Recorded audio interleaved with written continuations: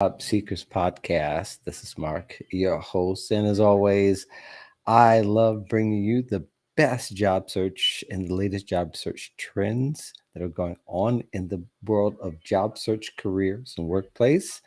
And with me today, Kirsten Greggs. How are you, Kirsten? I'm good. Thanks for having me.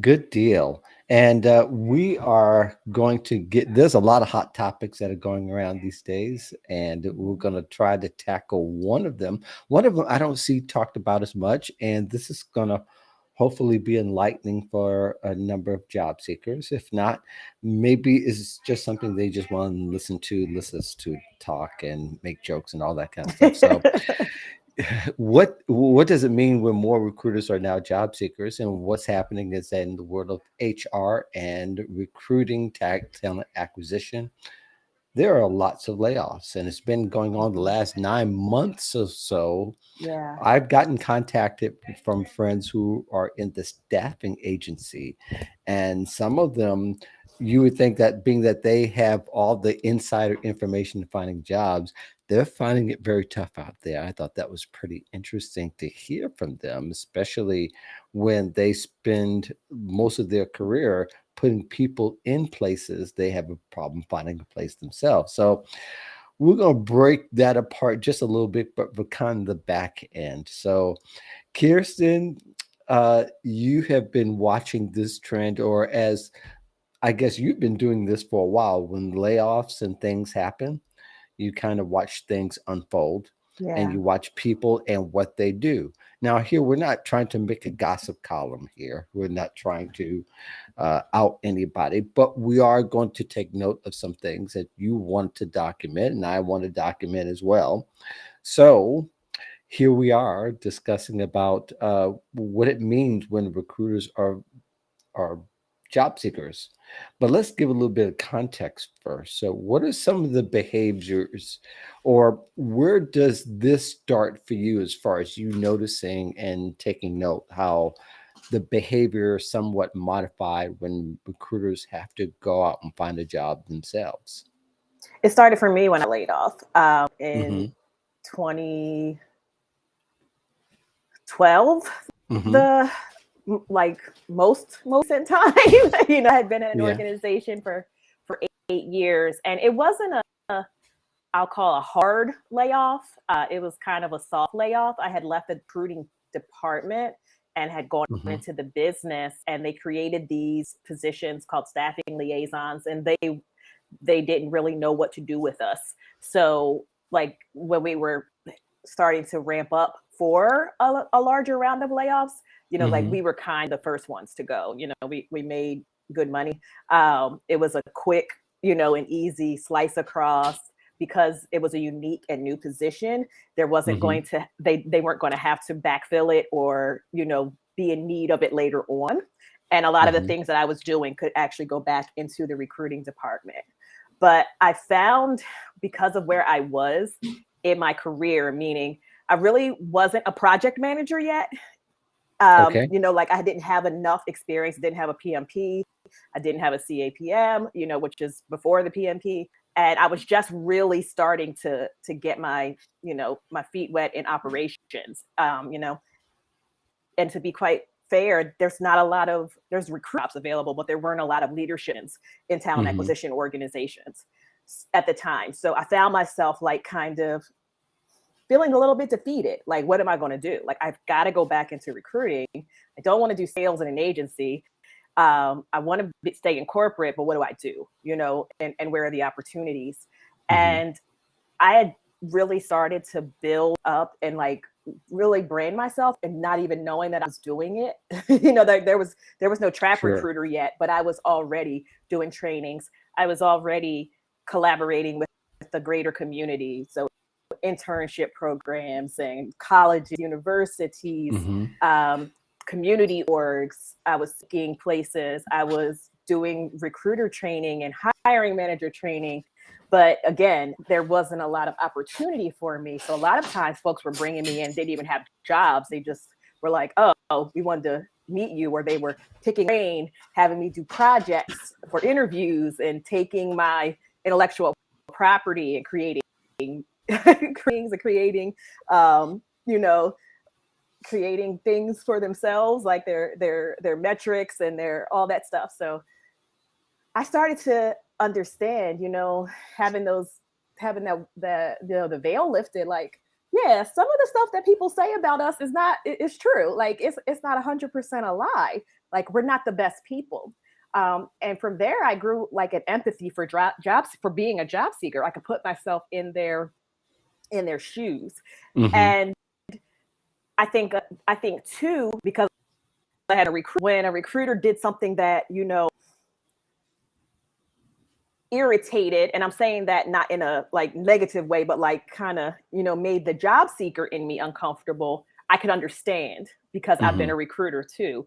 So it built my empathy up. And then fast forward, you know, 2016, I got laid off again after doing something ridiculously taxing and that I've known I was doing from the beginning, and I would not have taken the Mm-hmm. job, or I would have taken the job as just a consultant, you know, and Right. just help them do that and not, yeah. But anyway, that came, and then I said, you know what, this is time for me to do this 100%, and that's where you'll see, you know, why one of my taglines is bridging between the job seeker and employers, because like I said, I've been on sides, Mm-hmm. and I have been an advocate of both. Now what I'm seeing now, especially in mass layoffs, when a lot of recruiters are getting laid off, you know, the first thing is there's still a sense of like, recruiters feel like, oh shoot, like what do I do? You know, and Mm-hmm. sometimes they feel like a little bit ashamed and a little bit discouraged, like that they lost their jobs and that now they have to go out and find a job, because they know how daunting it is. You know, they Right. know how daunting it is. You know, you're talking about going from having a, you know, a full book of being the person in the driver's seat, in the hiring seat, to now having to be on the other side of the table. And Mm-hmm. that takes a great deal of humbling, so to speak. Mm-hmm. And you know, we have a tendency to want to control a situation because that's where we are. You know, that's part of our jobs. You know, we are usually in the driver's seat, so but we have to step back and step away and conform to the way that another organization does things. And depending on how many employers you're talking to at the time, or you're courting at a time, you know, you could be doing Mm-hmm. that could be a lot of work. Yeah. So, I imagine that some of it too is that you can now feel some of the something similar to a microaggression or microaggressions. I don't believe It'd in be the, microaggressions. You know, I don't believe in microaggressions. They're yeah. all macro. They're all Oh, yeah. aggressions. Okay. they all Yeah. they They're all all hurt. aggressions. Yeah. Yeah. They're all Yeah. No, aggressions. no such thing as a micro, but the slightest thing does hurt, or the slightest Yeah. acceptance do hurt.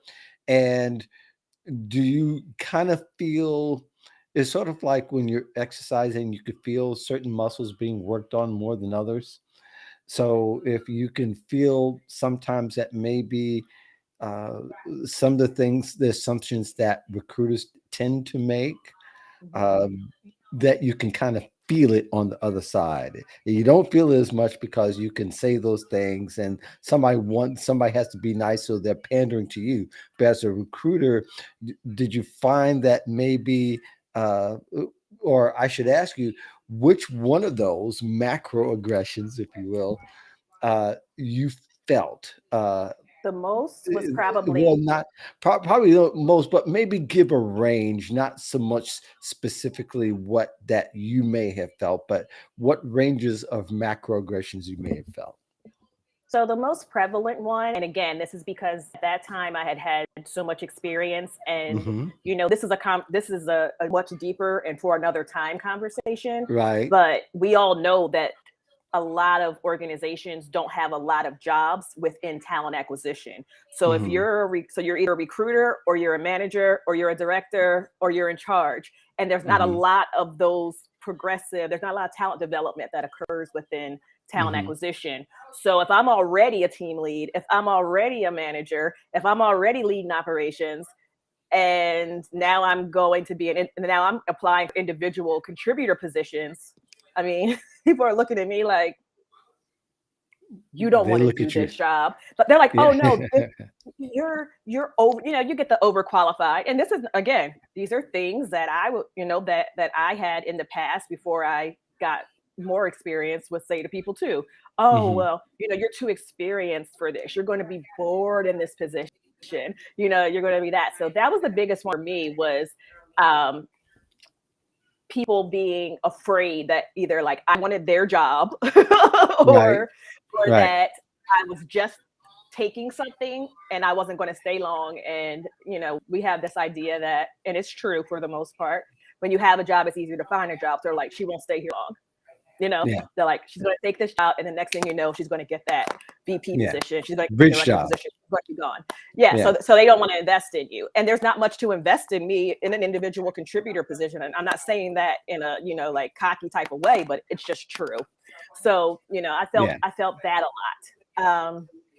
Also Hmm. felt some industry snobbery, I will say, because as you know, the bulk of my career is intelligence and defense, but it was in Hmm. high tech as well. So Hmm. I had built cybersecurity practices. People had to be cleared. I've done executive recruiting, but those people had high level security clearances. I've worked even globally, but again, those people worked on military installations where they were American citizens working, in another country. So Hmm. there, it, being given opportunity to convey, or getting people to look at me and see, XYZ company, and now I'm, applying at a FANG something. And they're like, no, they don't understand how that translate over, and like the work that you do at your company is the same work that we do at these companies as well. So I got Right. some of that too. There was some of that, those coveted companies at the time. There was a little snobbery there that I wasn't qualified, or I didn't have the industry. I didn't meet their industry standard.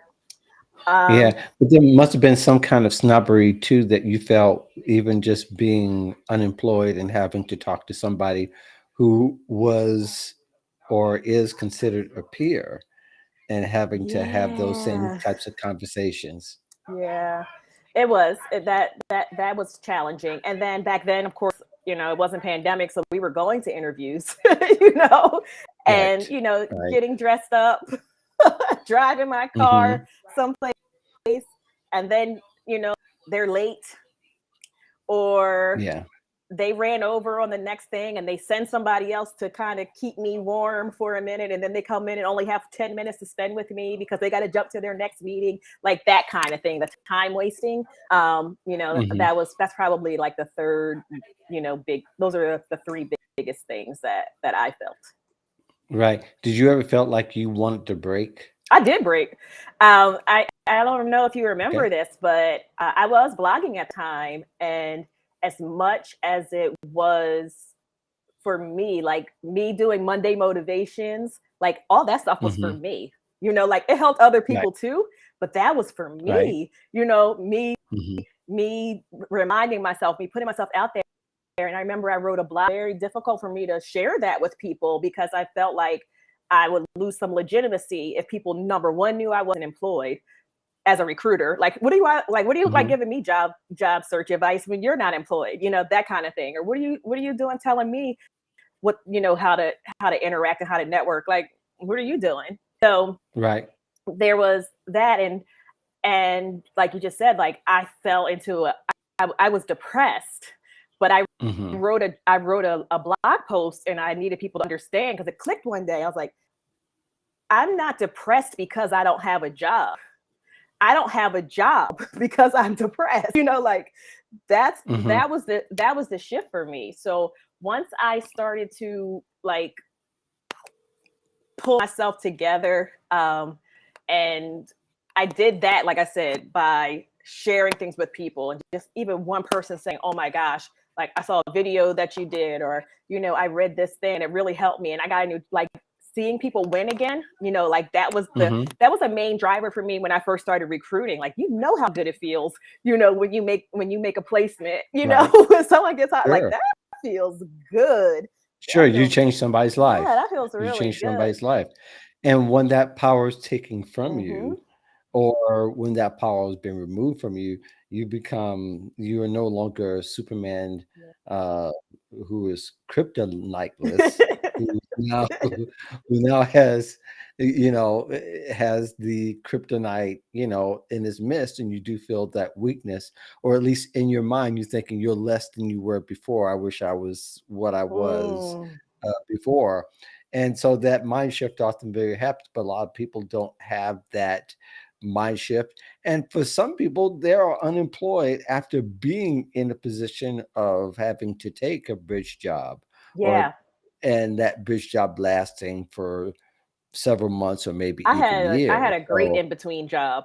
Like yeah. I learned Canva during my in between job. You know, Oh wow. yeah, I Nice. had an opportunity to be creative and own something, do things, and I was like, I like this.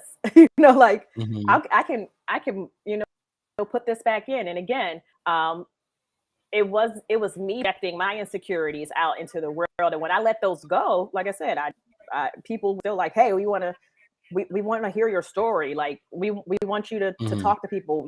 They need your encouragement too. And that's where, like I said, that's where Trap Recruiter really grew out of. Yeah. Yeah. Yeah. I think that then I'm still getting used to the name Trap Recruiter for a lot of different reasons. Right. Like, It's just an acronym. It's like, I don't know be it's just an afraid. acronym. I know it's just an acronym, but I think of trap music Okay. automatically Yeah. rather than what the acronym is. And that's for a lot of people, they have other references, especially if you are a hunter, let's say. So they could probably take Listen, away a different. I've heard people call the ATS the applicant trapping system. So Ye- you know yeah, that I've heard that there's too. a lot of there's a lot of I, reasons why. Like I didn't choose this name, just to be transparent. Someone else did, or someone else led me to mm, choosing this name. Um, I get it. but eh, like for people, a lot of times, a lot of the work I get, or a lot of the Mhm. inquiries I get, are because people are like, what is this? Like, what is Trap Recruiter? And then they Right. talk to me and they're like, oh, she's actually like serious. Like she's a good, qualified. She's good. Like, Yeah. Yeah. wow.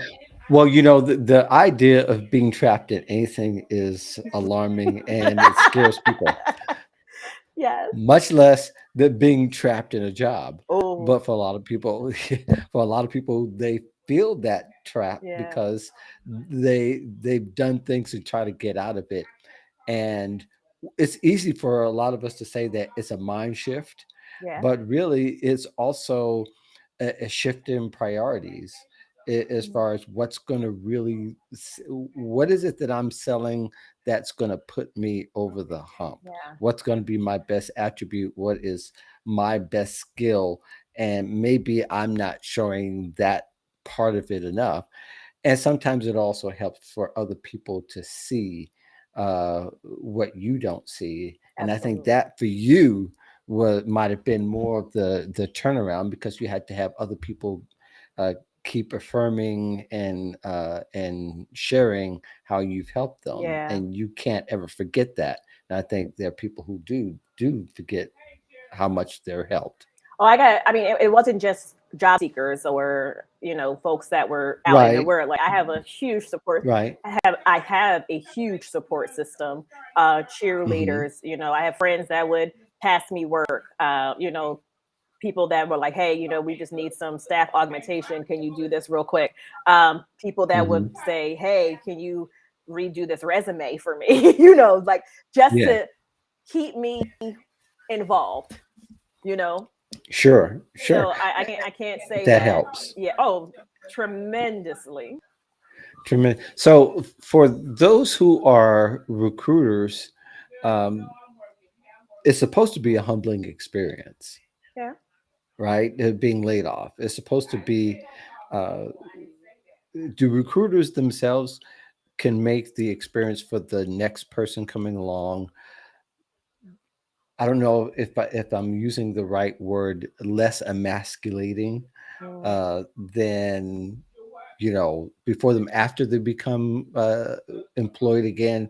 Do those how do those lessons resonate for you as you begin to help others as you've gotten back on your feet? How different does that look for you, and how different does it feel for you? I think it looks differently depending on what your next role is. And we know for a Hmm. lot of people, well, I shouldn't say a lot. So some people are going to leave recruiting. Some people are going to go and do something completely different. And I think Hmm. that that will make them better hire. And I think they will use those experience and make them better hiring managers, not just because they Sure. were job seekers recently, but also because they were recruiters and they know Hmm. how to collaborate within with all of the stakeholders in the hiring process. And they know how Hmm. recruiters are treated. They know how recruiters are scapegoated. They know how those things, they know they have they have a perspective that they're bringing having been in that role. So if they go and, like I said, go do something else and that they're in a hiring capacity or they're part of an interview team, whatever the case may be, they're going to be better at that. If they do stay in talent acquisition, um, I do think that they're going to share, they're going to have a little bit more empathy. They're going to share their experiences a little bit more. They're going to be more open to some of the things that I, do quote unquote for free. Like, hi, like I really want to submit your resume, but if you just move these couple things around, add this, tell me what you mean by this, taking a look at one resume is like,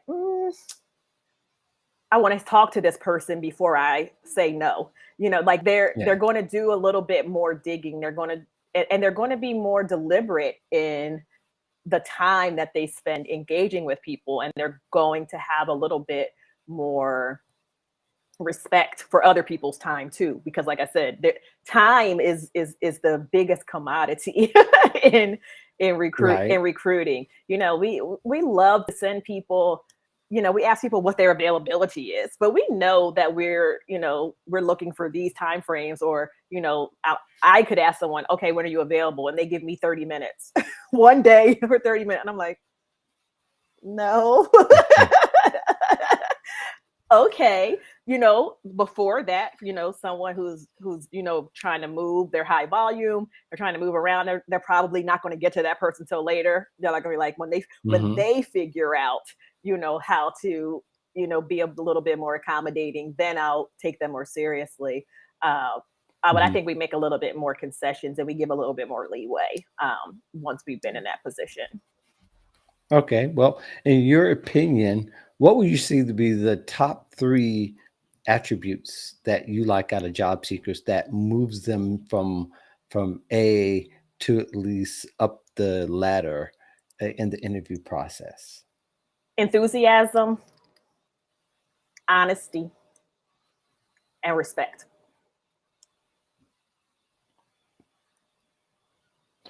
I can see all three. I think those are almost self-explanatory. Yeah. But I think one of the things you don't want somebody, you want somebody to tell you the truth. They want to Mhm. respect your time, and you want to know that they want it, so to speak. Yeah, they want their The, job. Do you want this job? If you don't, yeah. again, like I said, it goes back to time. And it's all for me going back, getting to the know. I want to get to know as quickly as possible, and I want to get you there too. I want to get you to your Hmm. no, and I want to get us to a no together so that you can go on and do what's best for you, and I can go on and find what's best for the organization. Yeah. Yeah. Do you still get people getting mixed up between or get mixed up what your role actually is? Oh yes. Are people people still think you're working for them as opposed to working for the company? Yes.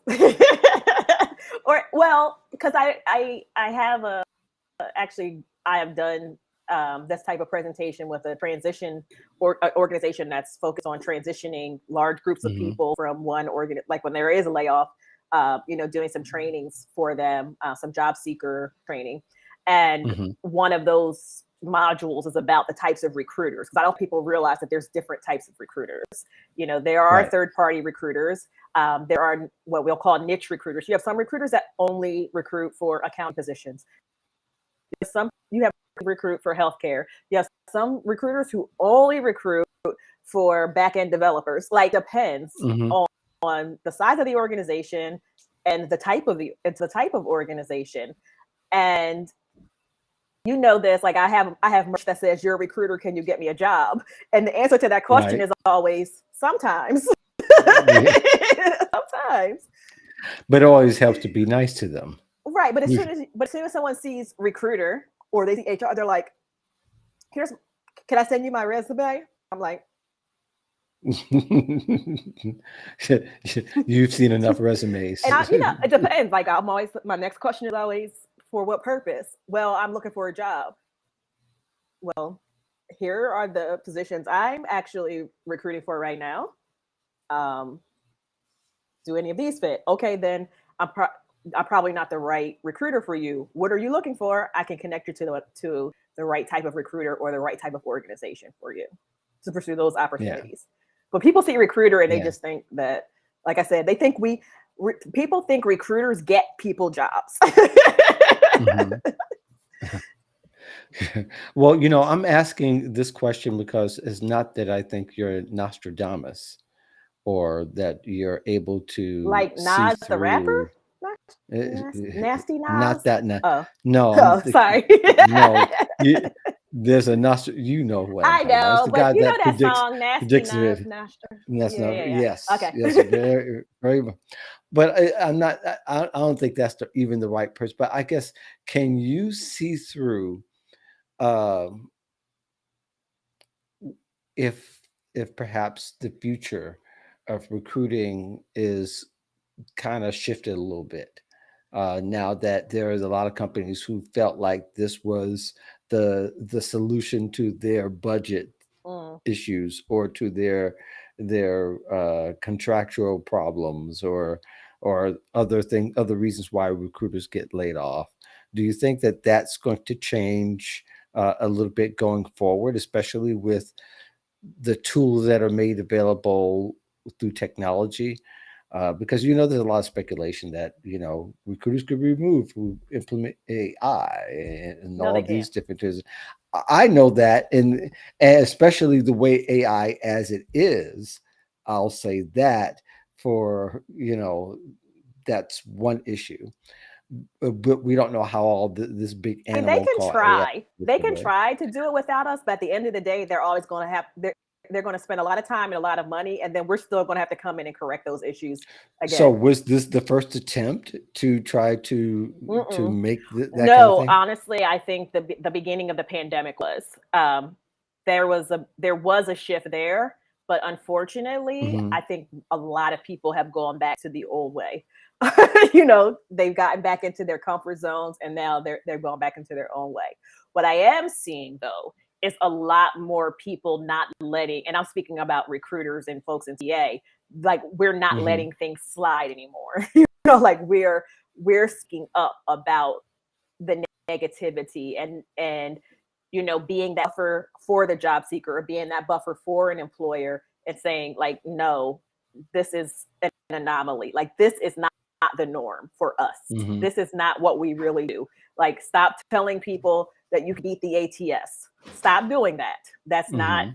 That's not true. Stop scaring people into thinking that AI is going, like, you can automate the entire recruiting process. You cannot do that because there's no straight line from Right. need to filling the position. Like there's never, like, you can't always anticipate what roadblocks you're going to hit. You can't always anticipate what setbacks are going to happen. You can't always anticipate what skips you're going to get to skip. Like, you might open a job Hmm. and 5 minutes later the candidate might see that just because they just happened to open their LinkedIn and your job is at the Hmm. top of the thing, and they're like, they send their resume and that's the perfect person. Like, that happens too, you know Right.